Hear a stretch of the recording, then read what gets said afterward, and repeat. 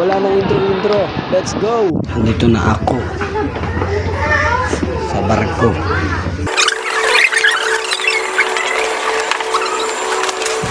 Ayun, at sa port na to, naghahanap ako ng mauupuan ko. Nahihirapan ako mamili. Ang dami ba naman bakante?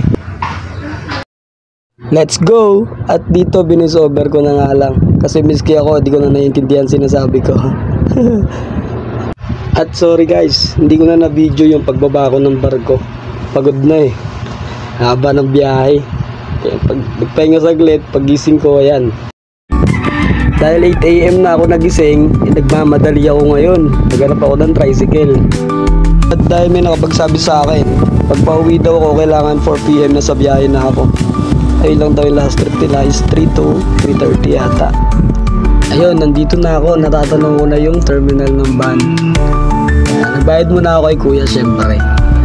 Kung magkano. Ayun, nagtanong din ako kung magkano, saan ba yung sakayan, papuntang Puerto Galera, para sure. Nahirap na. Baka saan tayo mapadpad. Inabot ko na kay kuya yung bayad ko. Ayun, sinabi niya rin sa akin ulit kung anong oras yung papunta at saka pabalik. Kaya salamat kay kuya. Salute sa'yo, sir. Ingat palagi. God bless. Naantay ko na lang yung sukli ko. Wala akong masabi sa mga taga Mindoro. Shoutout sa inyo.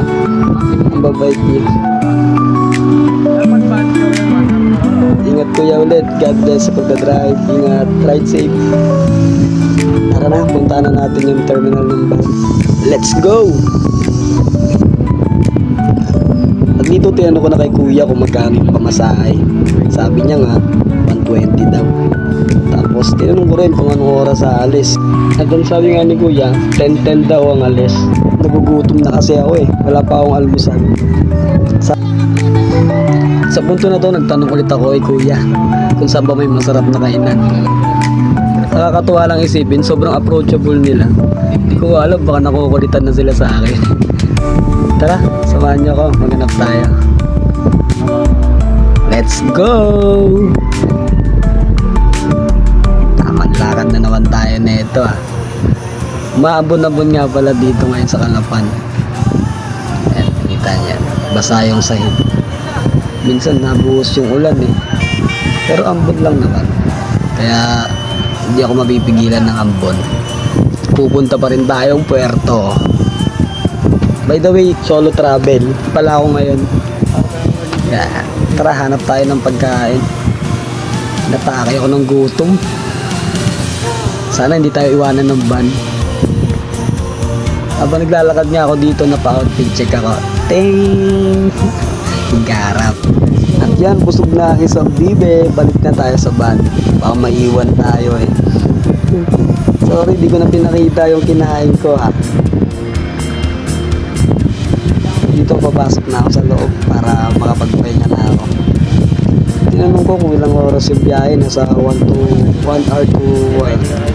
hours daw. Pero minsan 1 hour lang. Mandar na ang sasakyan. Tara!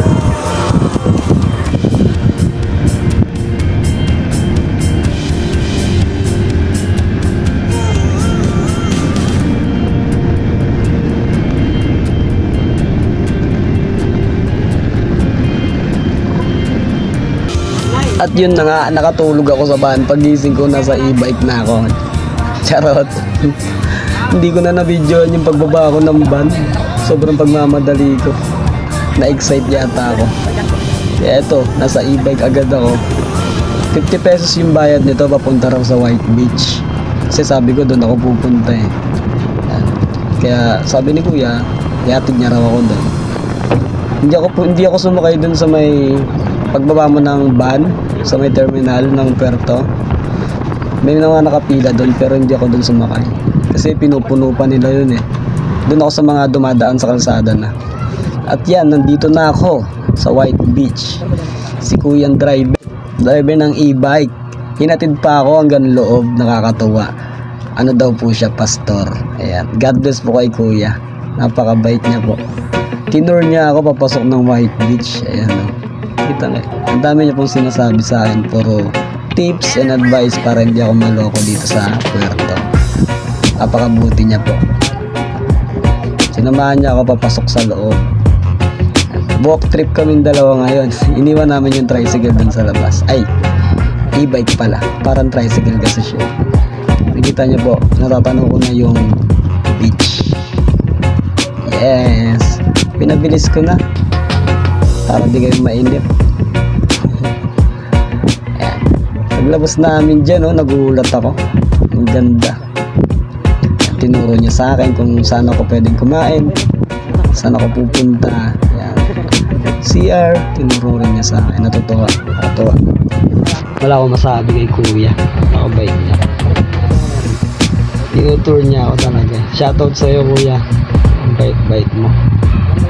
Thank you. God bless sa pag-uwi. Pagbiyahe pala.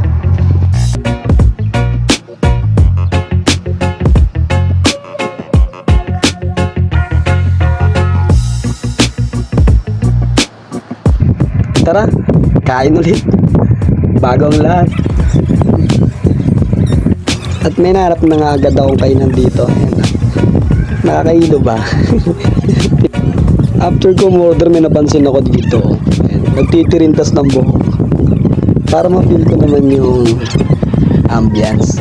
Papatirintas din ako. Habang tinitirintas nga ako, nakikita ko yung paligid ko. Pasensya na sa camera, ang likot ko eh. Tinitirintas na niya yung buhok ko. Mura lang din yan, 100 pesos. Para naman ma-enjoy mo yung ambience ng paligid. Nag-enjoy din ako tirintas para din akong hinihilot eh. Para tanggal din siya ng pagod. Tanggal talaga pagod mo pag nakita mo yung beach. Ayun ang ganda.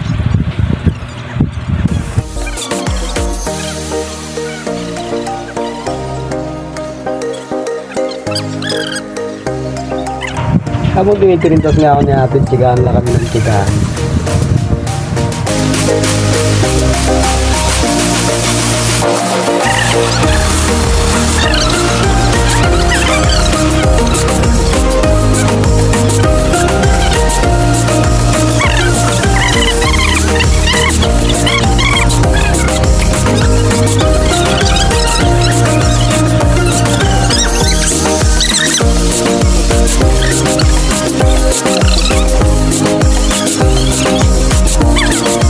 At ayun na nga, ang tagal din pala matapos nito. Munti ko na makwento yung buong buhay ko kay Ate. Ang ganda.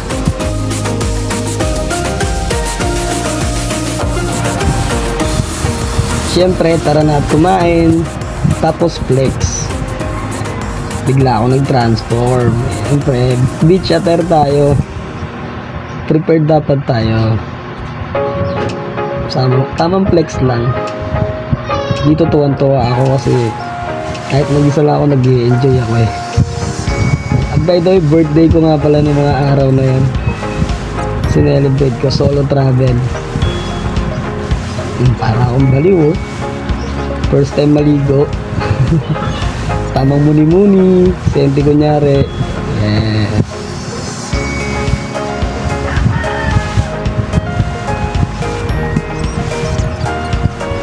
At dito ko na pala tatapusin ang aking short vlog na fast forward.